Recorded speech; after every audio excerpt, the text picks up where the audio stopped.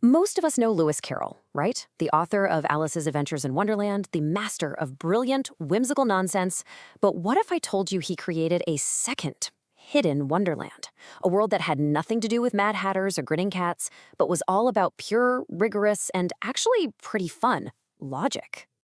See, behind the famous pen name Lewis Carroll was the man Charles Dodgson, a mathematician at Oxford. And here's the crazy part. While Carroll was busy creating a world that completely defied logic, Dodgson was on a personal mission to make logic easy enough for anyone to understand. So yeah, let's dive into that fascinating contradiction. All right, here's our game plan. First, we'll explore Dodgson's two very different worlds. Then, we'll get into the big problem he saw with logic and the brilliant way he solved it. We'll even watch his method work on a classic, quirky puzzle. And finally, we'll talk about why this whole thing from the 19th century still really matters today. Okay, so let's step beyond the looking glass for a minute. You know Alice's world. It's this beautiful, wonderful chaos where nothing makes sense on purpose. Well, Charles Dodgson's world was the polar opposite. He was completely obsessed with clear thinking and putting ideas in order, which is just such a huge contrast to the delightful madness he's so famous for. Now, to really get what he was trying to do, you gotta understand what formal logic was like back then. He saw a major problem. It wasn't just that it was complicated, he found it genuinely actively frustrating. And he did not mince words. Dodgson felt that the most basic parts of logic, the stuff that should be simple, were a kind of mental torture. He thought the old methods were, and this is his word, cumbrous, just clunky and awkward. And what that meant was, logic wasn't a tool for your average person. It was this dense, abstract subject basically trapped inside universities, written in a language that might as well have been alien. Dodgson was determined to change that. So what was his big idea? He decided the best way to get people to learn logic was to turn it into a game. He wanted to invent a system that was so visual and so intuitive that it felt less like homework and more like what he called a healthful mental recreation. Every game needs a board, and the first step here is setting it up. Dodgson called this the universe of discourse. It's way simpler than it sounds. It's just, what are we talking about right now? Is it books? Is it people? Ducks? You just define your universe, and right away, the problem gets a whole lot simpler. Let's actually see how you build this game board. First, you draw a big square. That's your universe. Let's say it's all books. Then you slice it in half for some quality, like old books and not old books, meaning new ones. Then you slice it the other way for another quality, like English books and not English books. And boom, you've got 4 little boxes, a perfect visual map for every single possibility. Old English books, old foreign books, new English books, and new foreign ones. And this right here was his genius move.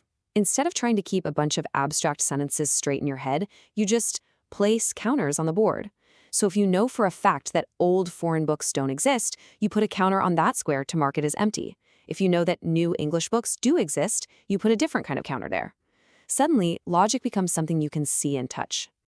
So does this thing actually work? Let's find out. We're going to take a wonderfully weird problem straight from Dodgson's own book. It involves a sea serpent and a very, very boring story. All right, here are our 2 clues, our premises. First, your sea serpent story makes me yawn.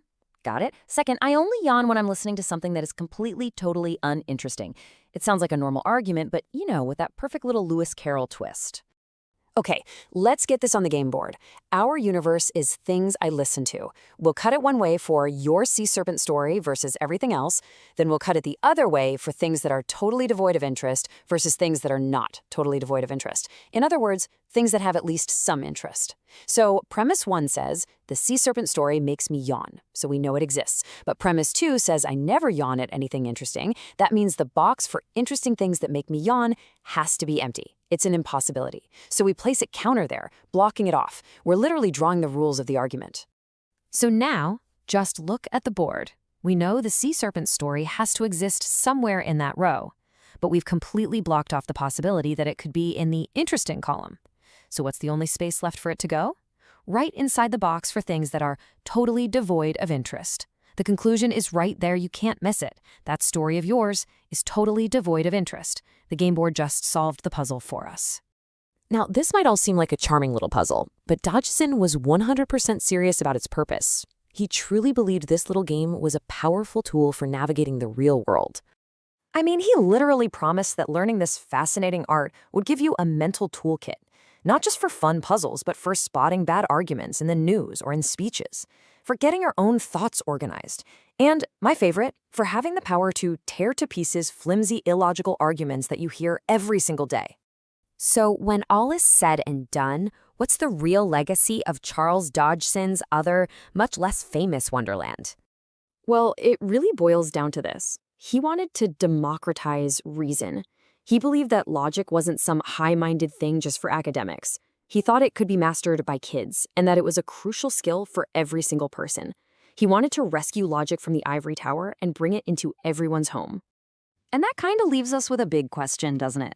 Today, we are just drowning in information and misinformation and flimsy arguments everywhere we look. So maybe, just maybe, Dodgson's simple visual game for building clear-headed thinkers is more important now than it ever was. This is for entertainment and educational purposes only.